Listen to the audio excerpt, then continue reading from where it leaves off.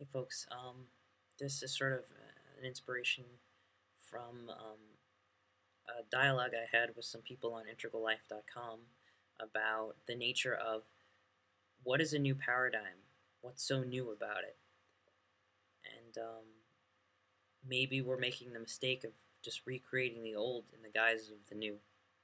Um, so, and I called it the known and the unknown. That's sort of what I was mentioning in the other video, but I guess I just wanted to read it in context of the original piece. So I wrote, to be the biggest reminder we can have is not to over-conceptualize our journey. The unknown is okay, in fact. Maybe the unknown, the novel and unpredictable, is sort of the nature of the experience. It breaks us out of our mental molds and helps us grow into new realities. As I've mentioned to Rob, and he was someone else in the conversation, the primary issue I have is that we don't seem cautious enough about this important factor.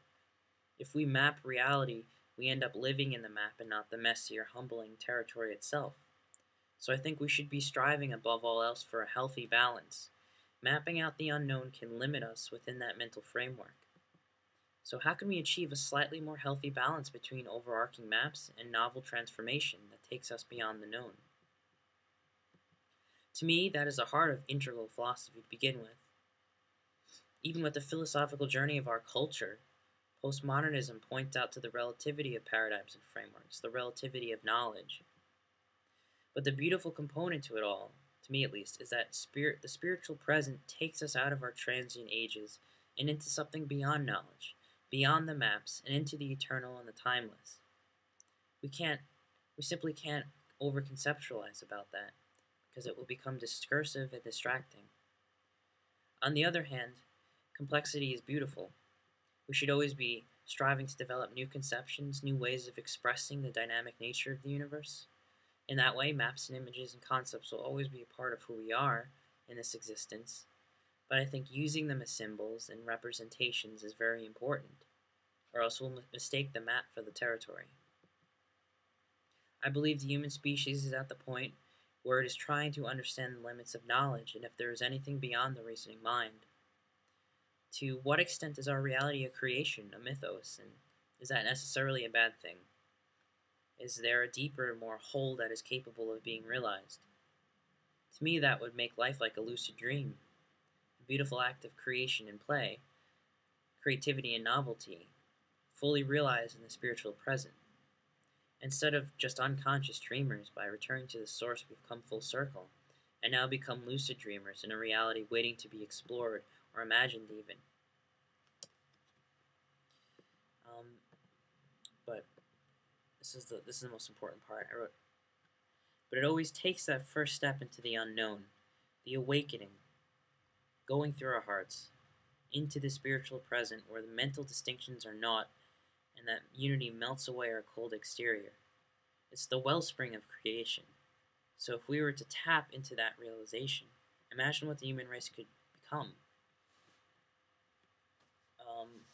So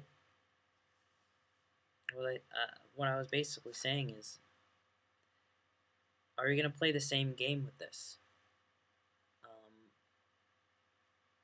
Are we going to recreate more of the same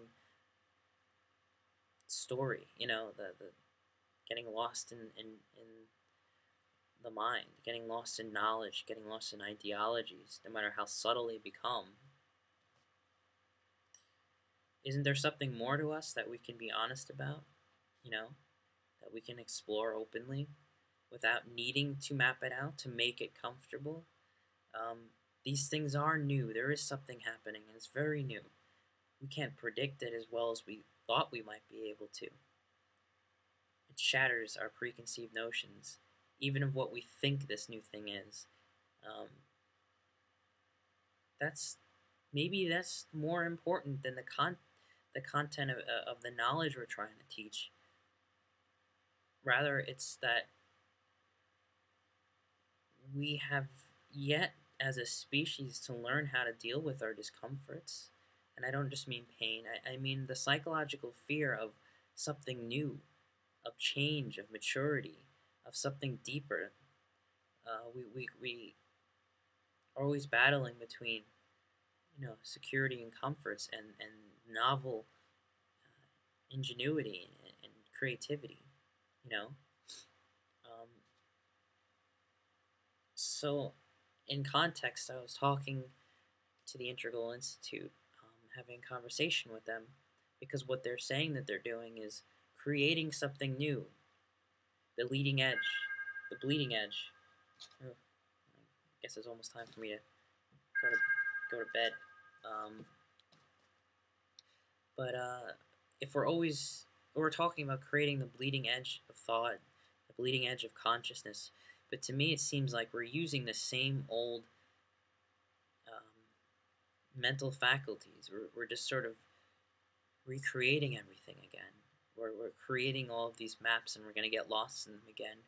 And before you know it, those things are going to have to be shattered again. Um, so can more of us stay lucid, please? Can we not get lost in the terminology and the overconceptualization? Can we be comfortable that what we're diving into now, these more complex realms, these spiritual components, they require a lot more maturity on our parts and honesty, self-honesty, and honesty with others in order to transform. That's a lot to ask for. Um, that's a lot that maybe we're not ready for yet. And can we pretend like are we, are we pretending that we're ready for it, or we're really not? You know, it's in a way it's sort of like there's always something new. There's always a revolution. Um, but why don't we check out something beyond this cycle? In and out, in and out. Anyway, I don't know how to end this, so I think I'll just end it right here where it is. And I was thinking of not posting this video, but I'll just do it anyway. Yeah, thanks for listening.